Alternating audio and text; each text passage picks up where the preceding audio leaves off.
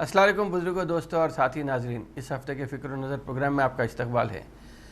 गुज़िश्ता 4-5 दिन से आप सभी लोग ये देख रहे होंगे, टीवी पे अखबारों में भी ये चर्चा चल रहा था कि वसीम रज़वी नाम का एक शख्स उत्तर प्रदेश में एक मुतनाज़ा बयान दे दिया है। ये बात मुसद्दक़ा है कि कुरान में कोई तब्दीली ना हो सकती और ना होगी इंशाअल्लाह ताला, लेकिन फिर भी हम उसमें वसीम रज़वी को गाली देने में या वसीम रज़वी की तरफ से उठाए गए जो मुतनाज़ा बयान था उसके ऊपर हम सब लोग पीछे लग गए हैं। अक्सर उमूमन होता ये आया है कि देखिए, अगर महल्ले में एक आवारा कुत्ता आपको दिखता है, आप अगर उसे पत्थर से मारते हैं तो कुत्ता इंसान के पीछे लपकता है, पत्थर के पीछे नहीं जाता। लेकिन हो रहा ये कि मरकज़ी हुकूमत हो या बहरहाल जो भी इसके पीछे वसीम रज़वी के पीछे कारफरमा लोग हो, वो कहीं ना कहीं मुसलमानों को ये बताने की कोशिश कर रहे हैं कि पीछे आप पड़ जाइए।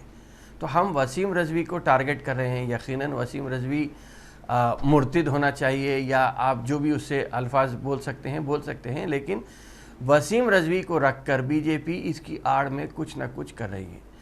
मैं इससे पहले के भी प्रोग्राम्स में ये कहा हूँ कि मरकज़ी हुकूमत जो काम कर रही है वो एक अटेंशन डाइवर्जन गैंग का काम कर रही है।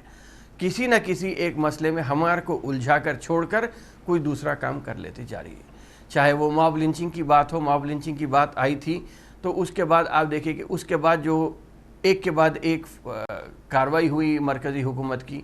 पहले बात आई यूनिफॉर्म सिविल कोड की, उसे चेंज करके हुआ ये कि ट्रिपल तलाक़ के ऊपर बिल आप मंजूर कर लिए।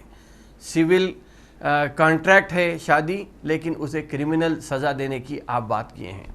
तो इसी तरीके से कहीं ना कहीं एक मसले में उलझा के कुरान शरीफ में तब्दीली नहीं हो सकती, ये बात सबको मालूम है।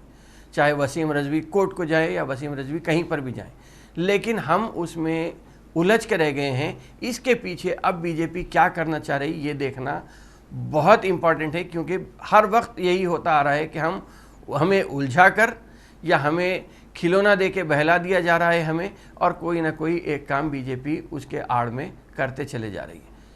तो ये बात थी वसीम रज़वी की। लेकिन इसके बाद अगर हम बात करेंगे तो तेलंगाना में एमएलसी इलेक्शन हुए हैं ग्रेजुएट तबके के। ग्रेजुएट तबके में फ़र्क ये है कि पढ़ा लिखा आदमी, देखिए आम तौर पे अब अगर आप जनरल वोटर्स को लुभाने की कोशिश कर रहे हैं तो उसमें पढ़ा लिखा भी होता है, कम पढ़ा लिखा भी होता है, आला तालीम याफ्ता भी होता है, सभी को होते हैं। तो उनको लुभाने की एक आसान तरकीब होती है। लेकिन इस मर्तबा ग्रेजुएट तबके को आप जिस तरीके से उनके वोट हासिल करना है, तो मैं समझता हूँ कि ये बहुत मुश्किल काम होता है।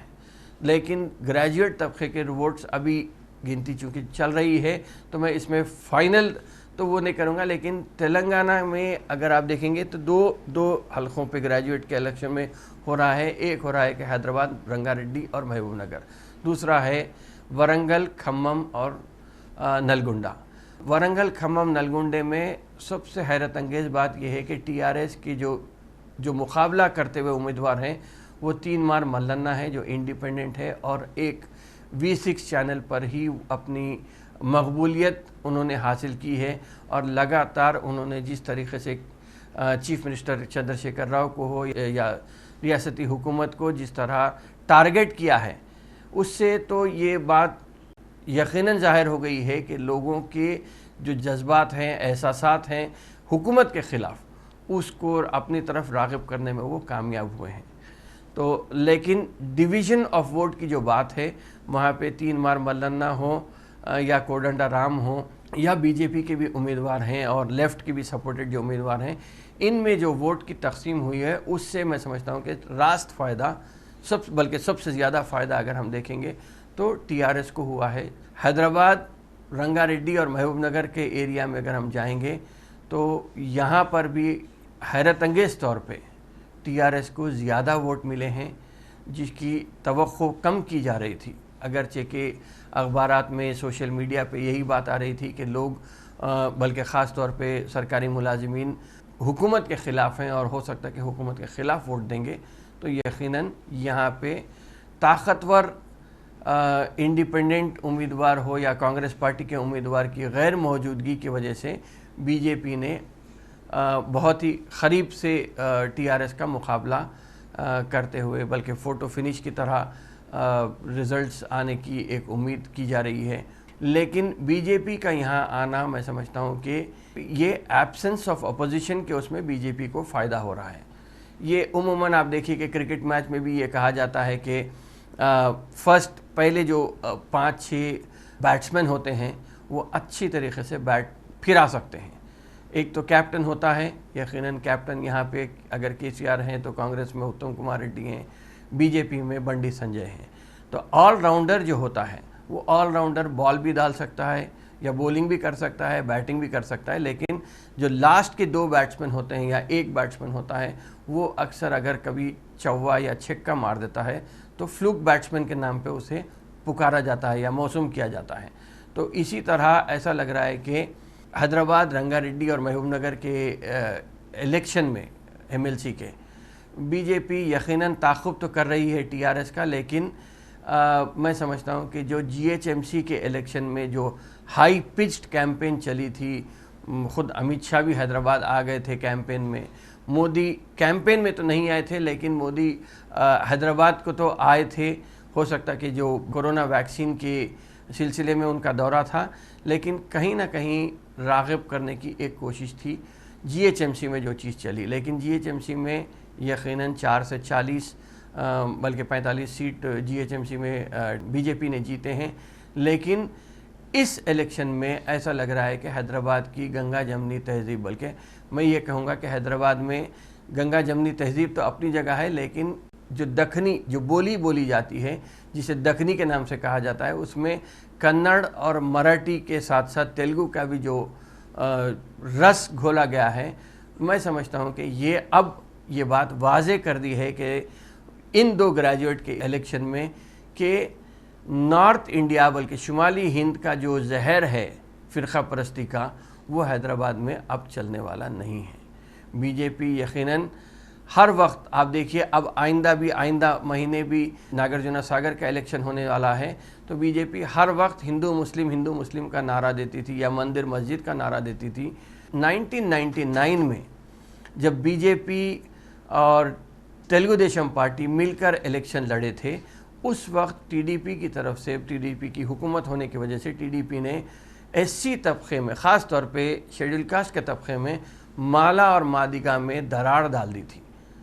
اور ابھی تک بھی وہ دراڑ ختم نہیں ہوئی ہے. دونوں میں اختلافات، بلکہ دونوں ایس سی کیٹیگری میں آتے ہیں، لیکن ذات کے نام پہ یا سب ڈویژن کے نام پہ مالا مادگا کو لڑا کے رکھا گیا ہے. اسی طریقے سے اب ایسا لگ رہا ہے کہ بی جے پی، ٹی ڈی پی تو ساتھ نہیں ہے، لیکن ایسا لگ رہا ہے کہ بی جے پی یہ کوشش کر رہی ہے کہ ایس ٹی طبقے میں ایک دراڑ ڈالے، جس میں لمباڑوں کو اور گونڈوں کو لڑا کر ناگرجنا ساگر میں اپنی کامیابی کی ایک کوشش کر رہی ہے. تو اب آگے دیکھنا ہے کہ 17 اپریل کو الیکشن ہونے جا رہا ہے، 2 مئی کو رزلٹ آنے والے ہیں. تو اب کس طرح اس کی حکمت عملی موجودہ حکومت طے کرتی ہے، کس طرح روکنے کی کوشش کرتی ہے. اس لیے کہ ناگرجنا ساگر میں اب تک ہوتا یہ ہے کہ جانا ریڈی وہاں سے نمائندگی کرتے تھے کانگریس کے.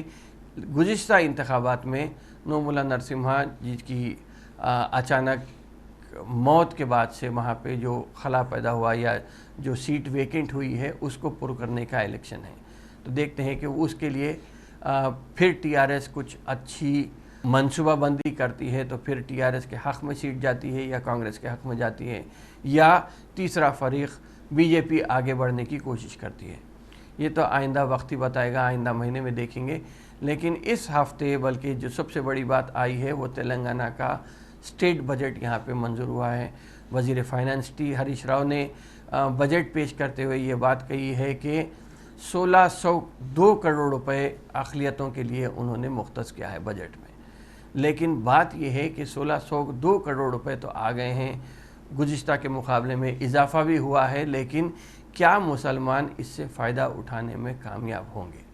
اس لیے کہ ہر وقت یہ ہے کہ بجٹ تو منظور ہوتا ہے، لیکن ہماری یا تو قیادت کا فقدان ہے یا کمیونٹی کا انوالومنٹ نہیں ہونے کی وجہ سے کوئی نئی اسکیمز نہیں بنتے جس سے کہ ہم فائدہ اٹھا سکتے یا عام مسلمان کو فائدہ ہو سکتا ہے.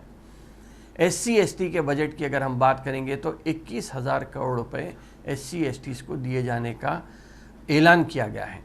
SC/STs میں آپ دیکھیے کہ اکثر سڑکوں پہ اگر آپ دیکھیں گے تو گاڑی پہ ہو یا آٹو پہ ہو اس پہ لکھا ہوتا ہے کہ اسسٹنس فرام SC/ST کارپوریشن یا SC کارپوریشن یا ST کارپوریشن۔ تو گاڑی کم از کم ٹیکسی کے اونر کم ڈرائیور بنانے کی اسکیم تو وہاں پہ کام کر رہی ہے۔ ہمارے پاس یہ اسکیمز کی عدم موجودگی یا اسکیمز کو دینے میں ناکام ہونے کی وجہ سے، چاہے وہ قیادت کی بات ہو یا ملازمین کی بات ہو، مسلم ملازمین کی بات ہو یا ذمہ دار جو ہیں ان کی بات ہو، ہم اسکیم دے رہے نہیں ہیں جس سے کہ لوگوں کو فائدہ ہو سکتا ہے۔ ویسے تو SC/STs کے لیے کئی رعایتیں ہیں، جس میں گاڑی ہو، آٹو ہو یا انڈسٹریز بھی قائم کرنا ہے تو ان کے لیے کافی رعایتیں ملتی ہیں، لیکن اقلیتوں کے لیے یہ چیز نہ ہونے کی وجہ سے ہم بجٹ پورا یوٹیلائز نہیں کر سک رہے ہیں۔ اگر BC طبقے کی بات کریں گے تو کسی کو بکری دی جا رہی ہے، کسی کو بھیڑ دیا جا رہا ہے، کسی کو ٹریکٹر دیا جا رہا ہے، لیکن اس مرتبہ بجٹ میں شادی مبارک کے لیے ایک اچھی رقم دی گئی ہے۔ اس کے علاوہ جو لوگ اپنے پاس زمین رکھتے ہیں، خود کی زمین جو ہیں، ان کے حکومت کا ایک بڑی اسکیم ہے جس میں ڈبل بیڈروم ہاؤسنگ کی جو اسکیم چل رہی ہے، اس کے علاوہ اس بجٹ میں اس میں شاید ترمیم کی گئی یا کچھ رد و بدل یہ کیا گیا ہے کہ کوئی بھی شخص اگر اپنے نام پہ زمین رکھتا ہے تو اسے گھر بنانے کے لیے گورنمنٹ پیسے دینے والی ہے۔ تو اس سے فائدہ اٹھانے کا ایک اچھا موقع ہے۔ غریب تو سبھی ہیں، ہر ایک کے میکسیمم جو غریب ہیں، خاص طور پہ مسلم طبقے میں وہ لوگ 80 بلکہ 85% بھی ہو سکتے ہیں جو غریبی کا کارڈ رکھتے ہیں، وہ جا کے فائدہ اٹھا سکتے ہیں۔ ویلفیئر کی جہاں تک بات ہے تو ویلفیئر پر بھی جو پیسے خرچ کیے جانے والے ہیں اس سال، ویلفیئر میں بھی کوئی تعین نہیں کیا گیا ہے کہ وہ ہندو ہے، مسلمان ہے، SC ہے، ST ہے۔ تو میں سمجھتا ہوں کہ ویلفیئر اسکیم سے بھی ہمیں ایک فائدہ اٹھانے اچھا منصوبہ بنانا چاہیے کہ کس طرح ہم فائدہ اٹھا سکتے ہیں۔ تو آگے دیکھتے ہیں کہ کس طرح ملک کی سیاست جا رہی ہے۔ اس میں اگر دیکھیں گے تو بنگال کا تذکرہ کرنا بہت ضروری ہے، اس لیے کہ بنگال دن بدن اپنی الیکشن کے جیسا جیسا قریب جاتے جا رہا ہے، وہاں پہ لوگوں کے منصوبے، لوگوں کے اعلانات یا تفرقہ ڈال کے فرقہ پرستی کے نام پہ ہر اعتبار سے بانٹنے کی ایک کوشش ہو رہی ہے۔ ایک مسئلہ جو آیا ہے وہ یہ ہے کہ کانگریس اور کمیونسٹوں کا جو گٹھ جوڑ ہوا ہے، اس سے ایسا محسوس ہو رہا ہے کہ کیا یہ ووٹ کانگریس کا اور لیفٹ فرنٹ کا BJP کو چلے جائے گا۔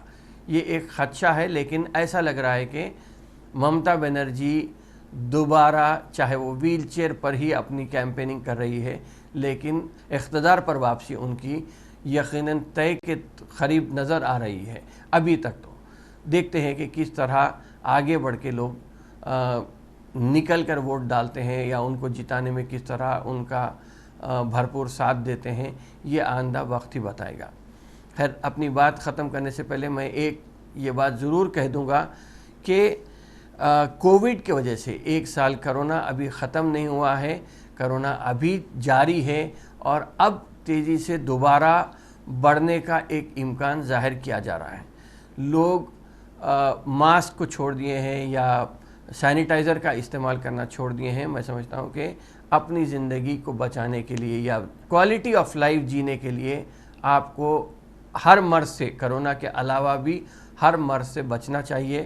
تو اب جب کہ کرونا کے لیے جو احتیاطی تدابیر ہیں، فیس پہ ماسک ہونا ہے یا منہ پر ماسک رکھنا ہے اور ہاتھ دھوتے رہنا ہے یا آپ وضو کرتے رہیے یا سینیٹائزر کا استعمال ہے، تو میں سمجھتا ہوں کہ یہ کرنا بہت ضروری ہے تاکہ کرونا سے ہم بچ سکیں۔